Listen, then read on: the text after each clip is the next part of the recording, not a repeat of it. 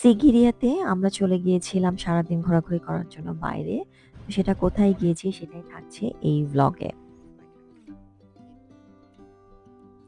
সকালবেলায় উঠে রেডি হয়ে গেলাম। খুবই কমফোর্টেবল একটা পোশাক পরলাম। আমি মুখে ২ টা সানব্লক লাগিয়েছি। একটা ক্রিম লাগিয়েছি আর একটা জেল লাগিয়েছি। কি সুন্দর বাইরে ঝকঝক করছে আর সারাক্ষণ বাতাস হচ্ছে কিন্তু গরমটাও আছে। এবং হাত পা যাতে ঢেকে থাকে কারণ আজকে চলে যাচ্ছি হচ্ছে সিগিরিয়া রক দেখতে। তো সারা শরীরে যেহেতু আসলে রোদ পড়বে তাই পুরোটা শরীর আমি ঢেকে নিয়েছি যাতে রোদ কম পড়ে। কারণ রোদ থেকে আমার ভীষণ অ্যালার্জি হয়। আমরা যেতে, যেতে রাস্তায় একটু থামলাম ডাব খাওয়ার জন্য।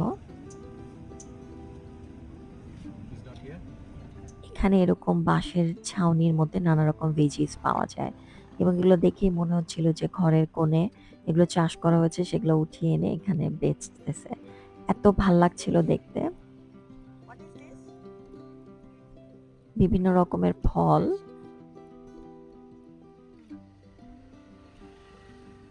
আমি ১টা ২টা ফল এখানে বসে, বসে ট্রাই করলাম। খুব যে মজা লেগেছে তা না। এরপর আমরা চলে যাচ্ছি সিগিরিয়া রক দেখতে।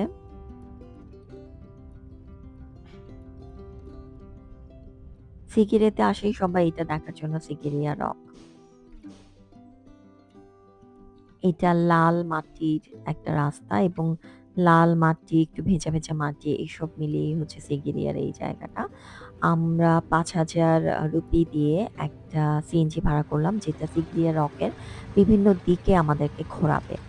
বিভিন্ন মুখ দেখাবে সিগিরিয়া রকের। সিগিরিয়া রকের ৩ টে এন্ট্রান্স। একটা হচ্ছে এলিফ্যান্ট এন্ট্রান্স, একটা কোবরা। এই সিগিরিয়া রকটা 5th সেঞ্চুরির। তো ওটা বহু যুগ আগের এবং বলা হয় যে এখানে রাবণ এসেছিল। সো রাজা বাস করতেন সিগিরিয়া রকের দুর্গের মধ্যে। চারিপাশ দিয়ে পানি ছিল এবং কোনো শত্রু যাতে আসতে না পারে সেভাবে এটা ব্যবস্থা করা ছিল। সিগিরিয়া রকের উপর থেকে পাহারা দেওয়া হতো। এবং এখানে পানির ড্রেনেজ সিস্টেম খুবই ভালো। এটা আমাদেরকে আমাদের গাইড বোঝাচ্ছিলেন। এখানে আমরা একটা গাইডও নিয়েছিলাম। গাইডের জন্যও একটা পেমেন্ট করা লাগে। তো আপনারা যদি সেখানে গাইড নেন, কথা বলে নিবেন গাইডের সাথে। আমরা এরকম বেবি ট্যাক্সি দিয়ে সিগিরিয়া রকের বিভিন্ন সাইড ঘুরে, ঘুরে দেখছি। হাঁটছি, একটু উপরে যাচ্ছি। এখনো মেইন রকের কাছে আমরা যাইনি। এবং ভীষণ গরম, রোদ। আমি টুপি, ছাতা, সানব্লক, সানগ্লাস সব পরে নিয়েছি। এই রকটার উপরে ওঠা যায় এবং চাইলে আপনি উঠতে পারবেন। সিঁড়ি আছে। আমরা নেপালে এর চাইতেও বড় একটা পাহাড়ে উঠেছি। এটাতে আমি উঠতে পারিনি। আমি খুব অসুস্থ হয়ে গিয়েছিলাম যেহেতু আমার শরীর ভালো না আসলে। সো আমি হাফ ওঠার পরে আমার ভয়ংকর বমি আসতে শুরু করে। আমি আর উঠতে পারিনি।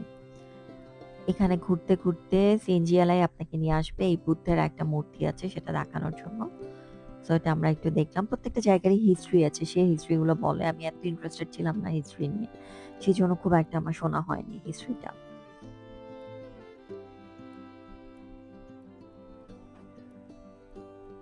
কিন্তু দেখতে আপনার ভালো লাগবে। এই লাল মাটি, এই সবুজ গাছপালা, ভীষণ রকমের বাতাস আপনাকে সবকিছু খুব ভালো ফিল করাবে। এখানে আসলে অনেকটা জাহাঙ্গীরনগরের কথা মনে পড়ে। জাহাঙ্গীরনগরের মাটিটাও কিন্তু লাল। সেই জায়গার সাথে একটা সিমিলারিটি রয়েছে বলে আমার মনে হচ্ছে। এই যে সিগিরিয়া রকের আরেকটা অ্যাঙ্গেল থেকে রক দেখা।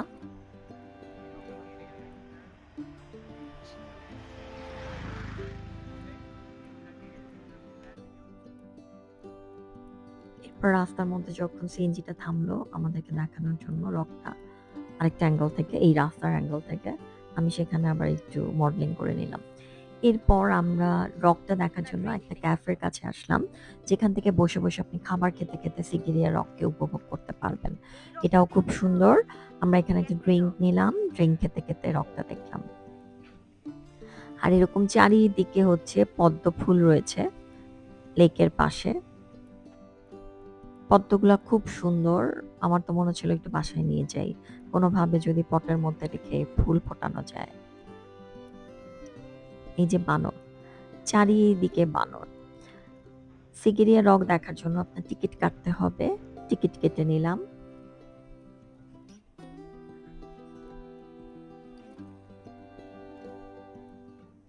এবং এখানে আমরা একটা গাইডও হায়ার করলাম যে আমাদেরকে ডিটেলটা বলবে। এই রকটার উপরে উঠতে হবে, এটাই হচ্ছে মিশন। সিঁড়িটা এরকম সিঁড়িগুলো দিয়ে উঠে যাচ্ছি। এই পাথরের সিঁড়ি দিয়ে আপনি একটা পর্যায়ে ওঠার পরে এখানে স্টিলের লোহার সিঁড়ি থাকবে। এই যে এই লোহার সিঁড়ি দিয়ে ওঠার হাফ উঠে আমার ভয়াবহ বমি এবং শরীর খারাপ শুরু হয়েছে। আমার পক্ষে আর সম্ভব হয়নি উপরে ওঠা।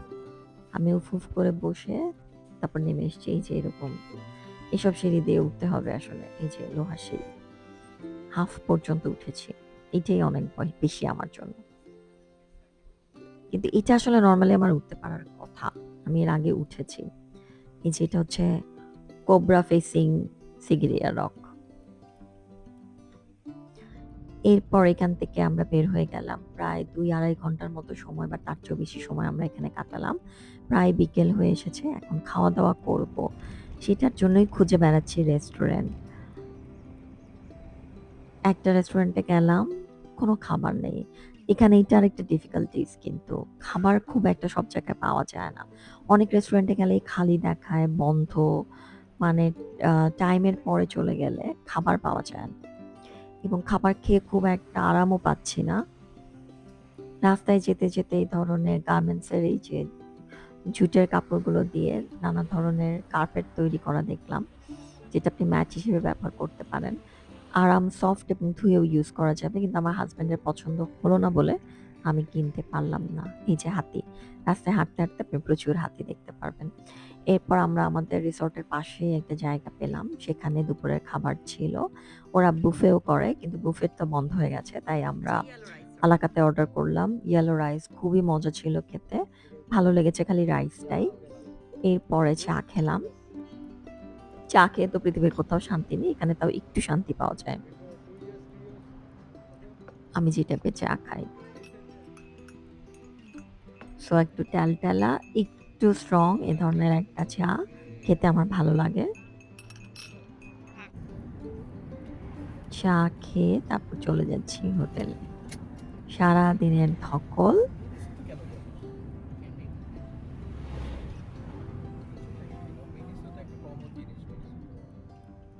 আবার একটু গানও গাচ্ছি।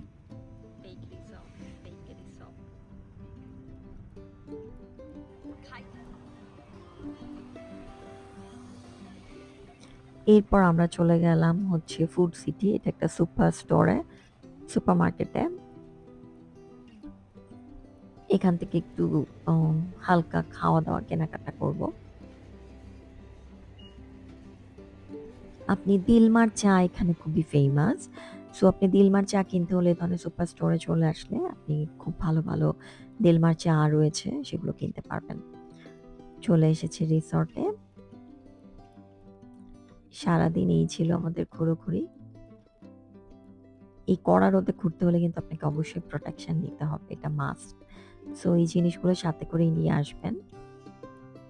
আমি এই ধরনের ট্রিপে আসলে যেটা একটু অ্যাডভেঞ্চারাস ঠিক বোঝা যায় না কি হবে কি হবে না। সো অনেক কিছু ক্যারি করি। আমি কেচি থেকে শুরু করে সবকিছু নিয়ে আসি। এই ছিল আজকের দিনটি।